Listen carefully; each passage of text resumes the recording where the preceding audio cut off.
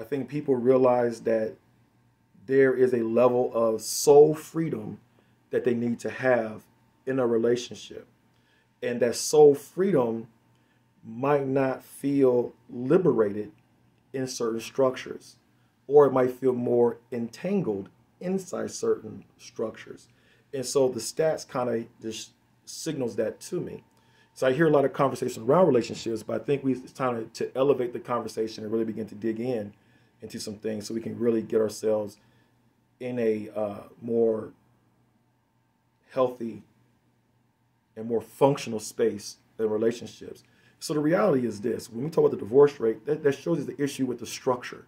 Most relationship structures are not complementing people. If not, then the divorce rate wouldn't be growing and so high. If the infidelity rate is high, then obviously it's showing something that's in the particular structure that people are trying to operate in. It doesn't match their sexual truth.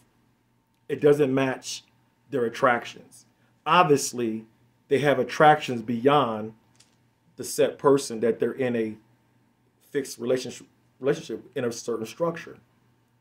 If the sexless marriage percent is showing us growing up and going to 40% or more, then that's showing that the sexual battery is being reduced when people are spending more time over a significant period of time with each other. Or there's something that's going on when people are in a certain structure that's causing the sexual battery to start to be reduced. So these are real things that we have to really look at. Stats are showing it. Okay? And so this all revolves around, what I like to say to sum it up, is that that we got to move into a space to move beyond choosing relationships based upon the profile or what someone brings to us. That's survival based, right?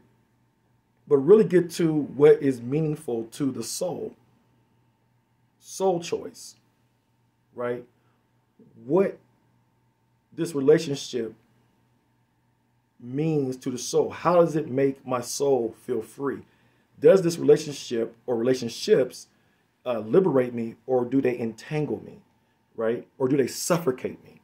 And so we're at a space, and I think people are shifting, and it needs to happen because it's just the human soul wants its freedom. It wants to feel its level of comfort.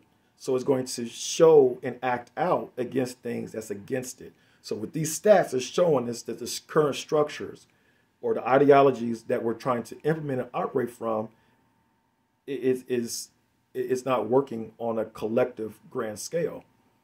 So what's missing? The soul. We're not basing our relationships based upon our soul matrix, the soul choice. There's basically like you could say 8 or 9 different divisions of the soul that influences our decision making, that influences our attractions, that influences our pursuits, that influences, if we were more free and understanding, that influences how we will organize our relationships. So soul choice, as we begin to, first of all, it lets us understand that relationships are a mirror of ourselves. It lets us understand relationships are based upon mutual interest. We know relationships are based upon energetics. We know relationships are based upon mirroring inner qualities. So soul choice helps to bring this understanding to the forefront, and allows it now to be at the forefront to lead the decision making and the choosing of each other, right? And one thing in the choosing of each other, what soul choice helps you do, it helps you understand that, you know what, everybody might not fit in a particular structure, right? Some people might function better in a different structure. It's just reality. So what do we do? Or what do we need to accept? What do we need to get our minds unfixed about? When you start to look at it, if there's different aspects of the soul, and we're with someone and they don't match all of those, then apparently there's a variance that exists. There's a discrepancy there. Now, they don't have to be a negative. It's just saying that someone's not 100% of what you might need.